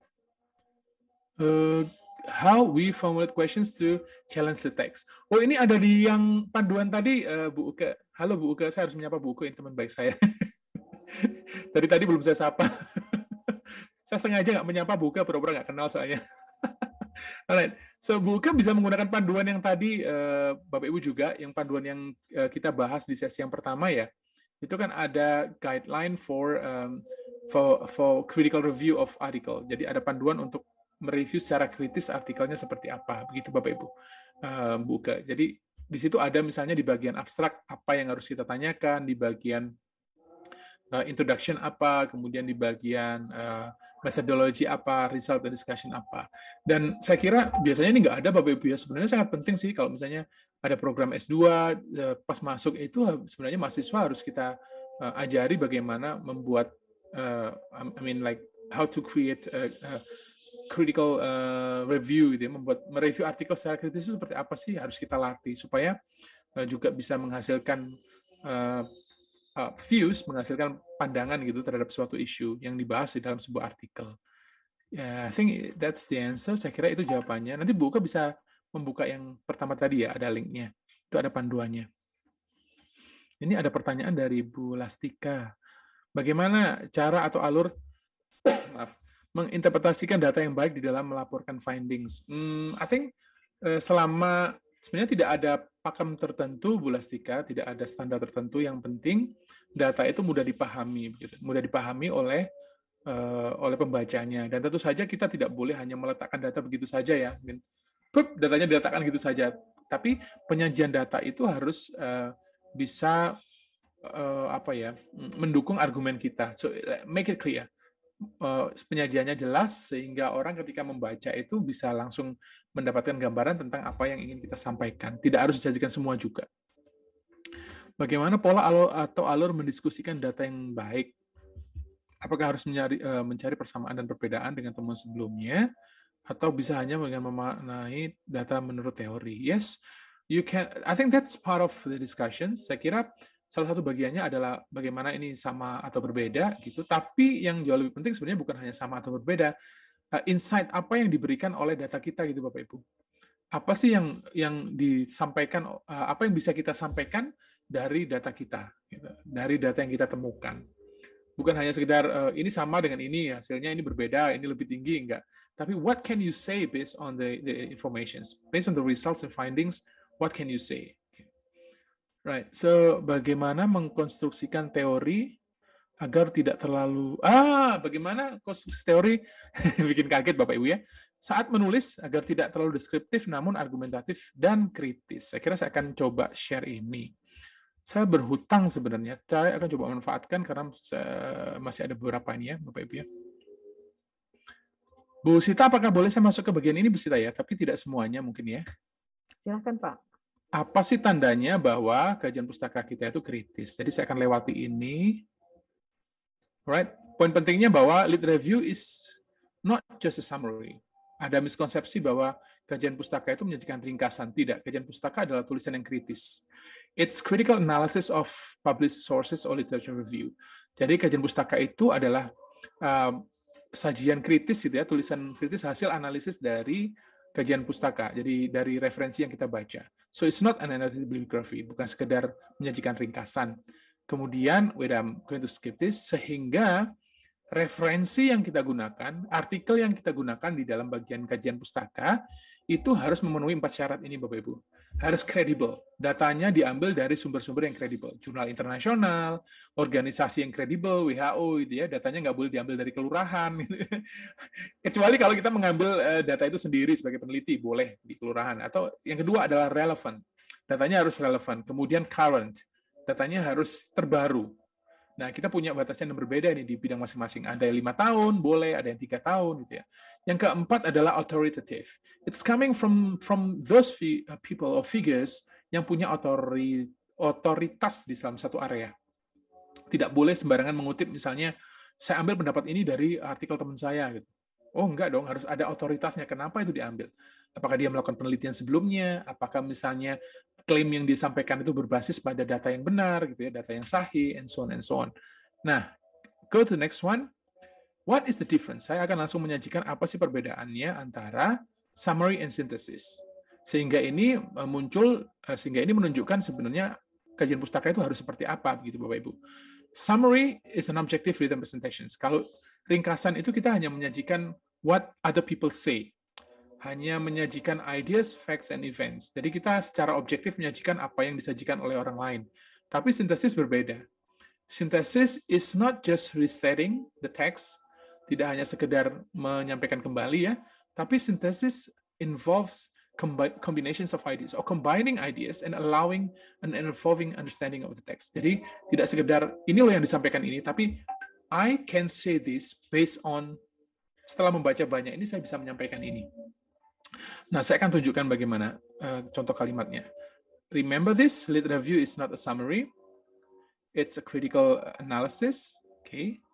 Mungkin ini contoh latihannya Bapak Ibu. Jadi Bapak Ibu bisa membaca satu artikel, kemudian mengambil definisi, konsep, data, dan lain-lain. Kemudian Bapak Ibu, what can you say based on this?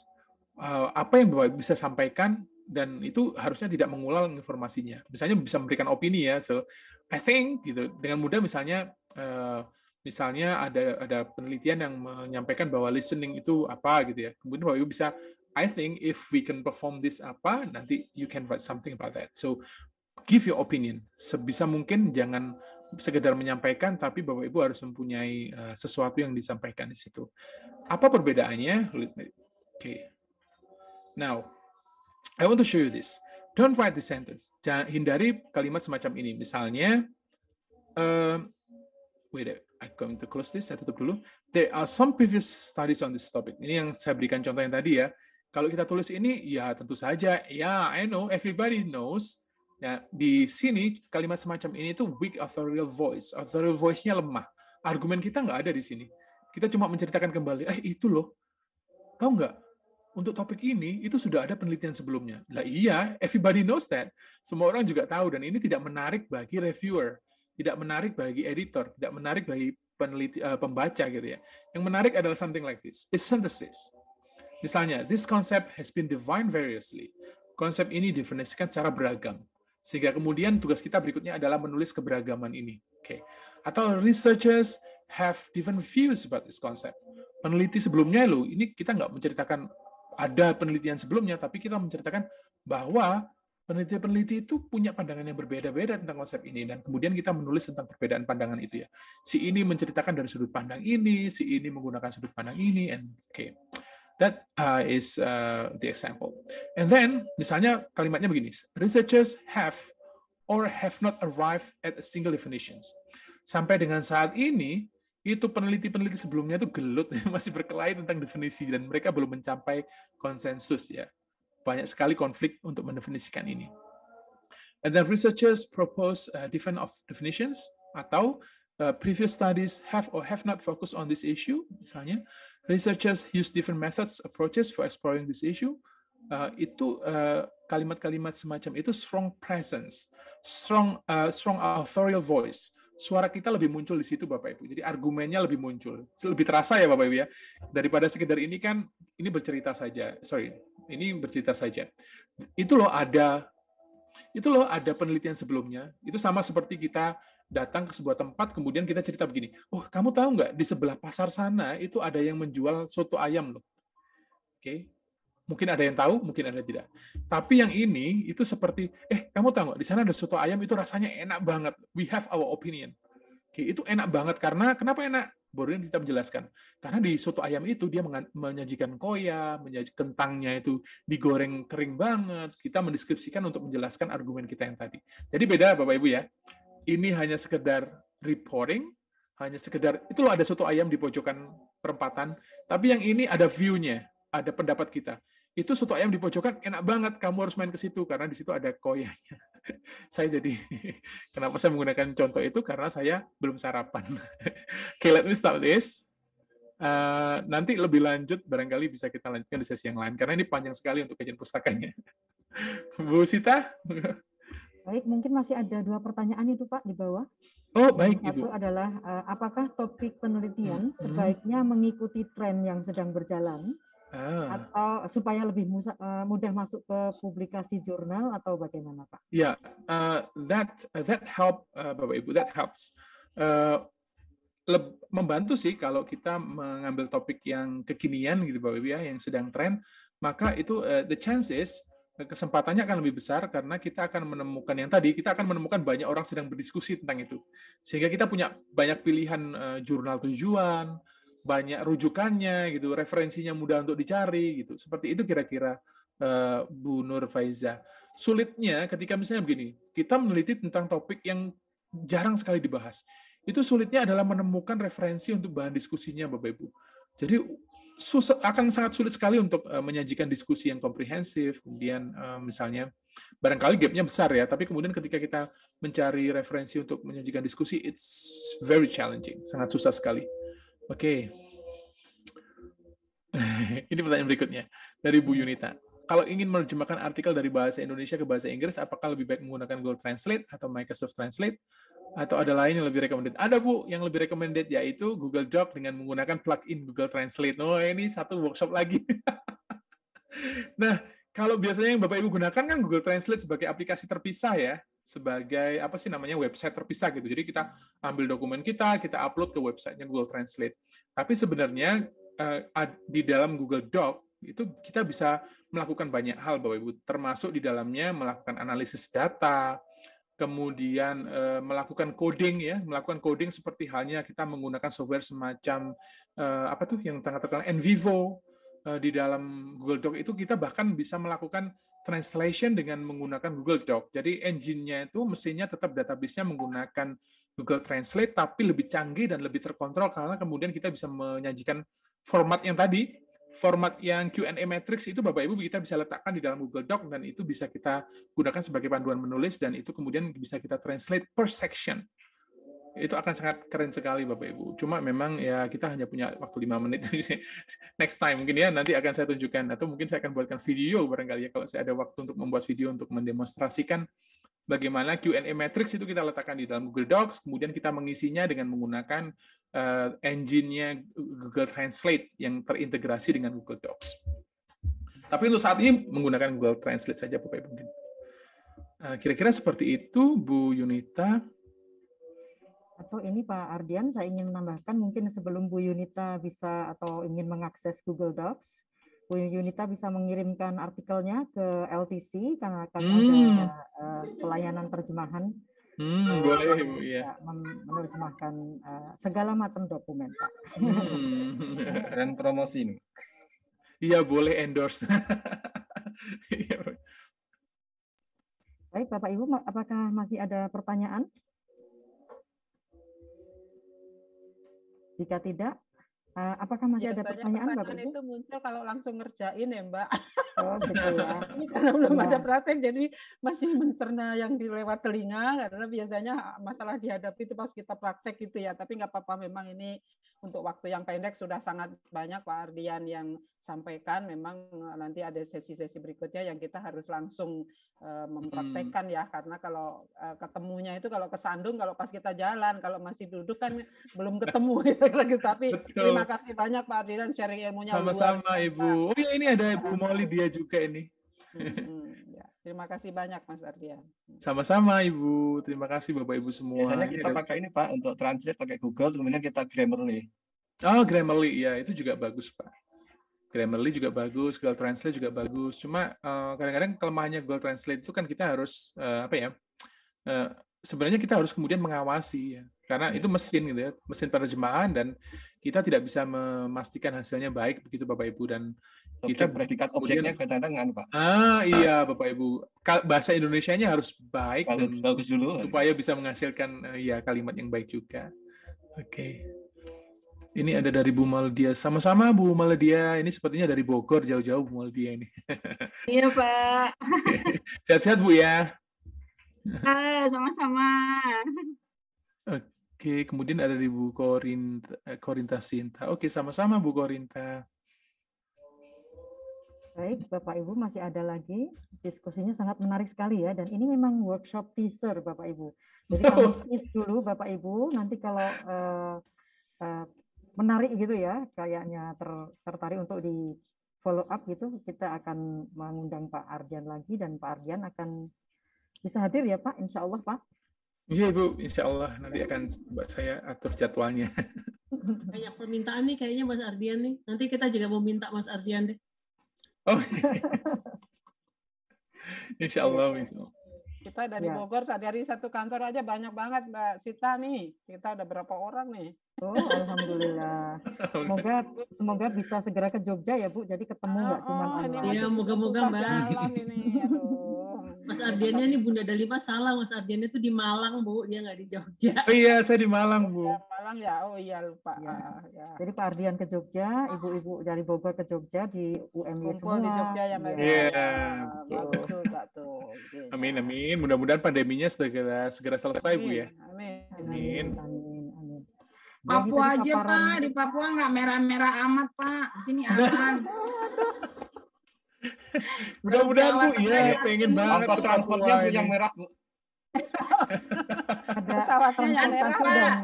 Nanti diagendakan, saya suka ikutin Pak Adrian punya Facebook tuh, karena dari Adelaide jadi senang. Oh iya betul. Makasih banyak nih, ilmunya sangat bermanfaat. Cuma memang singkat banget nih. Mudah-mudahan panitia membuat lagi sesi lanjutan, paling tidak untuk ditunggu panitia sesi lanjutannya. Amin. Sukses Pak Adrian. Terima kasih Bu. Anaknya yang pinter apa itu? Kemarin saya lihat Bapak punya Facebook. Oh, iya voice over Bu ya. Iya, saya jadi iklan sekarang. Tapi bagus banget, postingan Bapak tuh selalu menginspirasi. Terima kasih banyak, terima kasih. Amin, mudah-mudahan Bu ya. Sukses ya Pak, sehat-sehat. Salam dari saya, dari Papua nih teman-teman. Amin. Salam buat teman-teman Bu ya di Papua. Siap Pak, siap. Salam sehat. Sehat selalu. Ya, Bapak Ibu semua, ini memang workshopnya Pak Ardian ini mengingatkan kita pada perintah Allah untuk yang pertama membaca gitu ya, di Al-Alaq itu. Dan kemudian Pak Ardian ini yang Allah mewahyukan ke Jibril ke Muhammad Rasulullah gitu. Dan Pak Ardian ini yang memecahnya menjadi lebih jelas ya. Pentingnya membaca gimana, jenisnya gimana, caranya gimana, bahkan toolsnya untuk membaca pun Pak Ardian ini yang membreakdown untuk kita. So, Bu Sita, saya kok jadi takut ya. Enggak Pak, ini insya Allah jadi amal jariah Pak. Amanahnya gede banget gitu, ada Jibril juga, saya jadi takut sekarang. Ini bukan amanah Pak, karena Bapak sudah melakukan gitu. Saya setuju Bu Sita, di chat saya yang awal saya bilang itu amal, insya Allah amal jariah yang terus mendapat pahala. Amin ya rabbal alamin. Tapi ada satu ayat lagi yang nih Bapak Ardian juga cover ini, yaitu ayat Al-Qalam ayat 1 dan 2 ya, Nun wal qalami wa ma yasturun, dan demi pena dan apa-apa yang dituliskannya. Dan kita menulis research sekarang ini nggak harus pakai pena ya, pakai laptop dan pakai tools juga yang di-share oleh Pak Ardian tadi. Jadi insya Allah Pak Ardian, semoga ilmunya hari ini menjadikan amal jariah bagi Bapak. Amin, amin ya Pak. Dan bagi kita semua yang mau belajar, karena belajar juga perintah dalam agama Islam. So, terima kasih sekali lagi Pak Ardian, terima kasih sekali lagi Bapak Ibu serta workshop, dan terima kasih kepada seluruh panitia yang membantu jalannya acara ini sehingga acara berjalan lancar, dan jangan kapok untuk membantu di workshop berikutnya nanti. Baik, mari kita Bapak Ibu semua, mari kita berfoto bersama. Jadi silahkan dihidupkan kameranya karena ini kenang-kenangan kita dengan Pak Ardian hari ini. Silahkan dihidupkan kameranya semua.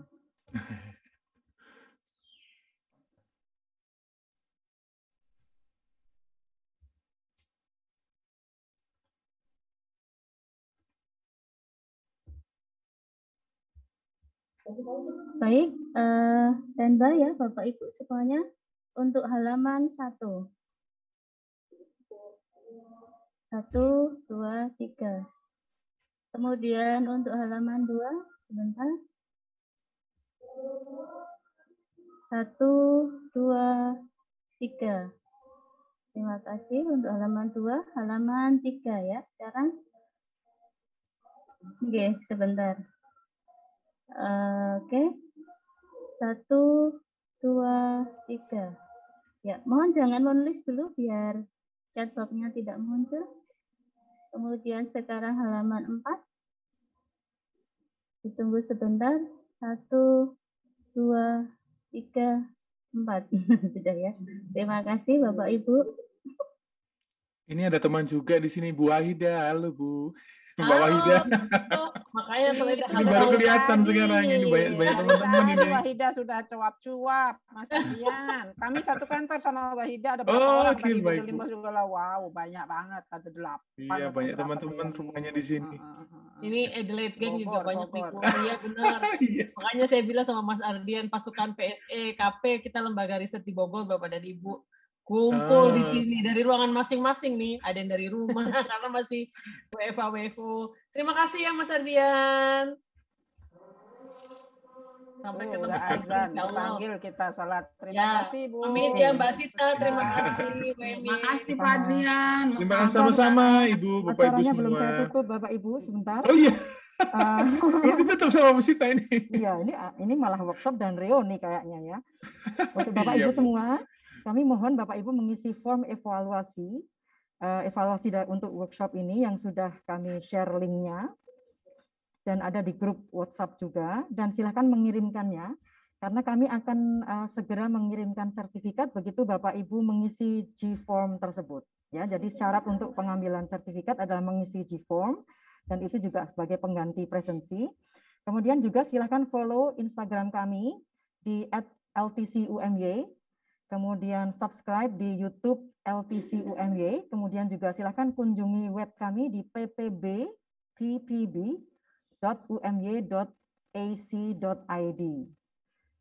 Seperti itu Bapak Ibu.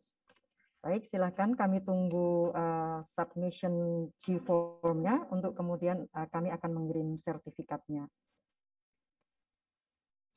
Ada lagi Bu Nurul?